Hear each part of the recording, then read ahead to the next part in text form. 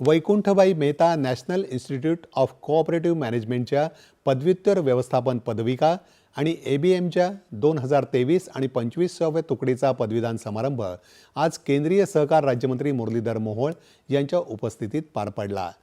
सहकार क्षेत्रामध्ये वैकुंठबाई मेहता यांचं या संस्थेचं मोठं योगदान राहिलं आहे।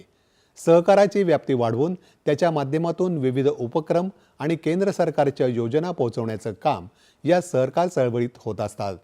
अभ्यासू व्यक्ती आणि त्यांच्या माध्यमातून अशा सहकार चळवळी तळागाळातील लोकांपर्यंत पोहोचाव्या याकरता या संस्थेच्या विद्यार्थ्यांनी काम केलं पाहिजे असं मत केंद्रीय राज्यमंत्री मुरलीधर मोहोळ यांनी यावेळी व्यक्त केलं।